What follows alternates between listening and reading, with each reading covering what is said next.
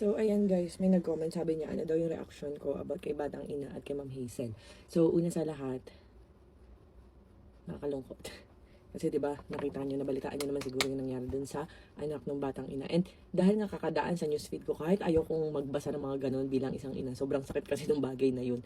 Parang hindi ko ma-imagine yung pain na mararamdaman ng nanay, grabe. And parang nabasa ko nga is parang atang busog daw, natulog. Hindi ko sure ha. Ito lang yung mga nabasa ko sa comment section. Parang ang dami nagko-conclude na sinabi ng iba nalunod, yung iba naman. At tinan nyo guys, hindi ko siya ka-shade, pero pag blinan ko siya, ang bilis lang. Di ba? Tone adapt. So sabi ng iba nalunod. Sabi naman ng iba, ano daw, busog daw natulog. Sabi naman ng iba, SIDS, yung sudden death infant syndrome. So, syempre wala tayong alam kung ano ba talaga yung rason.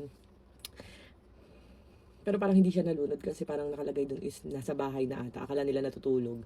Parang nakadapa ata tas busog. Ang dami ko nga rin nababasa na ganyan, na mga anak na wag raw papatulugin ng busog, lalo na pag nakadapa. Kaya sinatnat, sanay na sanay matulogin ng nakadapa. Lagi kong tinitihaya, as in kahit madaling araw, nakita ko nakadapa na naman, iayos ko ng higa. Parang ganun. So parang nabasa ko kasi dun is parang hindi nila napansin, akala nila ata natutulog lang. Pero syempre hindi pa tayo sure kung ganun nga talaga nangyari. Nabasa ko lang, parang pinost nata ng kapatid. So ayoko nga magbasa ng mga ganun, pero kusang dumadaan sa aking wall sa Blue App. Kung saan siya dumadaan, and yun, nakaka-stress talaga. Kasi nga ayoko makabasa ng mga ganun. Kasi syempre, di ba bilang isang ina, Diyos ko po, grabe. At tapos hindi ko ma-imagine yung mga basher. Sabi ko, saan humuhugot ng lakas tong mga to? Tapos may isa pa nag-comment dun kay Batang Ina na account mismo dito sa TikTok. Unlucky me. Sabi ko ganun, sabi ko, Diyos ko po. Tapos may blue check pa. Kinomentan ko nga yun, so sobrang naiinis ako. Alam nyo guys, nung nabasa ko yung mga convo, kasi nga syempre, kahit di naman tayo mosang, dumadaan ng kusa no? Dahil pinag-uusapan. So, nainis talaga ako dun sa way kung paano mag-chat yung si Batang Ina, sa totoo lang. Kasi nga parang, sabi ko, dapat hindi niya na pinakikailaman yung ibang tao. Kung yung CEO, gusto kumuha ng maraming ganito, ganyan, hayaan niya. Kasi, syempre, brand yun nung isa eh. So, hayaan niyo na. So, sa totoo lang guys, hindi ako kampi dun sa CEO dahil ginawan din naman ako nung kasamaan. Charis. Ayan, pero dahil hindi tayo mahilig magtanim ng sama ng loob, eh, wala akong pakialam.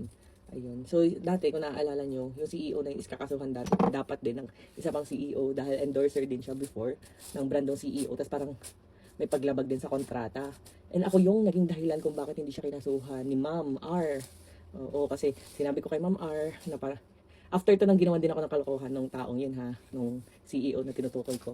Kasi nga, parang ang bait-bait ko sa kanya, tapos nalaman ko may mga sinasabi siya sa likod ko, ganun. So, kahit ganun yung ginawa niya, kinausap ko pa rin si Ma'am R, yung CEO din, na Ma'am, huwag mo nang kasuhan, kawawa naman kasi kaaanak lang. Sabi ko nga ganun.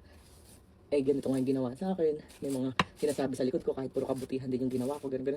Sabi ko, huwag mo nang kasuhan, kawawa naman. Kasi nga gawa ng, siguro postpartum, kaanak, kahit kaanak ko lang din. Buntis ata ako nung kaanak, parang ganun. So ako kasi kaya kong i-handle, pero syempre may mga tao naman na hindi kayang i-handle yung postpartum nila. Sabi nga nung iba, hanggang 10 years daw yun, simula pagkaanak, ganun. So ayun, ganda ng hair ko.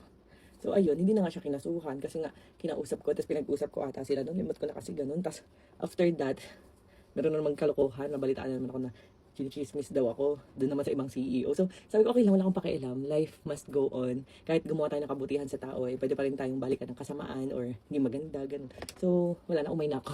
Pero syempre, dahil nababasa ko ngayong convo, eh, nakita ko naman na, parang medyo wrong din talaga yung reply ni Batang Ina, ni Batang Ina, na parang bakit niya pa pinakikailaman yung mga ibang kinukuha, eh, may possibility lang din kasi na mag-grow yung life ng ibang kinukuha ng CEO nga na yun. So, dapat huwag tayong manghila ng tao pababa, di ba? Parang kung feeling mo aangat yung isa, okay lang. Parang ganun kasi yung mindset ko. So, ayun. Pero yung mga tao, na ganun na ngayon nangyari dun sa nanay, dun sa Batang Ina, ganun na ngayon nangyari dun sa anak, eh, grabe pang mag-comment, lalo na yung nag-comment na unlucky me. Diyos ko, di ba? Nag-scroll ako, sabi ko, ano ba tong lucky me na kino-comment sa akin? Ano daw masasabi ko? Eh, di parang na-curious ako kasi puro comment sa akin nga, mga ganyan nga. So, curious ako. Tapos yung sinabi, unlucky me putik. Yung pala yung lucky me na yun daw yung pinakain or what. So, wala namang pakialam kung ano yung pinakain niya sa bisita niya. So, buhay nila yun. Kaso nga lang, ayun nga, na-stress ako dun sa comment nung mismong content creator dun sa naiyak yung Batang Ina kasi nga daw nawala yung anak niya. Nag-comment pa na unlucky me. Parang sa isip-isip ko, grabe, parang imagine mo ganun na nga yung sitwasyon. May gana pa silang mag-comment ng ganun. Parang ang lala talaga. Tapos, content creator pa siya na may blue check na nagpapatawa. Tinignan ko yung content niya. Sabi ko, nagpapatawa, okay. Pero grabe naman. Grabe naman yung magko-comment pa siya ng ganun. Nakakalungkot lang. Yun nga, na parang sana wag mangyari sa pamilya niyo yung nangyari dun sa nanay na yun, di ba? Ang lala. Sabi ko, tapos may mga daming accounts pa na nagko-comment ng mga masasama din, na parang tinatawanan, may mahahareak pa, eh nag-grieve na nga yung nanay, di ba parang grabe, hindi ko ma-imagine. So, ayun, and ang lala. Talagang sabi ko nga, wala, pero ito ha, may nakita kasi ako parang, yun nga, parang sinisisi nga daw yung CEO, ganyan, wala dapat sisihin, or yung basher, wala naman dapat sisihin. Wala talagang dapat sisihin kasi hindi rin ginusto ng nanay yun na magkaganon yung anak niya. Syempre, sino ba naman yung nanay gusto magkaganon yung anak no? So, wag niyo rin sisihin yung nanay, wag niyo rin sisihin yung mga basher at ibang tao kasi wala silang way, wala silang parang kakayahan para magkaganon yung bata. So, si Lord lang talaga yung may desisyon nun. Kumbaga, sabi nga, di ba, parang nakatakda yung buhay talaga ng tao, kung kailan tayo kukunin, kung kailan tayo nabuhay, parang ganyan. So, wala dapat sisihin. Eh, nakikita ko parang may nagsisisihan, ganyan, eh, sinisisi na dun sa parang kapatid ng batang ina. So, wag niyo na lang din sigurong masamain yung post nung kapatid nung batang ina kasi nga syempre parang nasa stage sila na hindi makapaniwala na parang syempre feeling nila dahil sa pangbabash ng sobra ng mga tao, panghuhusga, pangkokers, ganyan eh nagkaganon. Siguro may ganung mindset lang kasi hindi masisisi, parang halo-halo na yung pumapasok sa utak ng mga yan sigurado. Parang hindi na sila nakakaisip ngayon ng tama dahil ganun nga yung sitwasyon. So intindihin nyo na lang, Diyos ko po. Sabi nga, di ba, uso ang character development, ganun. So ayun guys, nagre-ready lang tayo kasi nga second month na ni Nathaniel ngayon. Ba't ba may langgam dito sa aking lamesa? May kumain yung mga bata.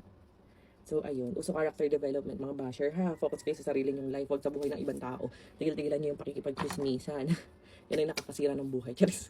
Ayun. So, ito yung nilagay ko sa face ko. Tingnan nyo, di ba? Matte Effect Lightweight. Parang wala akong nilagay. Rosmar, kagaya ko, premium tinted sunscreen. May whitening effect, anti-aging effect. Kaya feeling nyo para kayo na concealer and foundation. Tingnan nyo, wala akong iba nilagay, di ba? Kahit bare face, don't care. Ay, naglagay pa lang kilay. Yun lang kasi medyo faded na. So, ayun guys. Pwede sa bagets, buntis at lactating. And SPF tested siya. SPF 76 PA++++ pa nga. Pero 70 lang yung nakalagay. So, ganyan siya kaganda guys. Morena, Misty, sa bagay na bagay to sa'yo. So, ayan, check out nyo na dito sa basket. Go!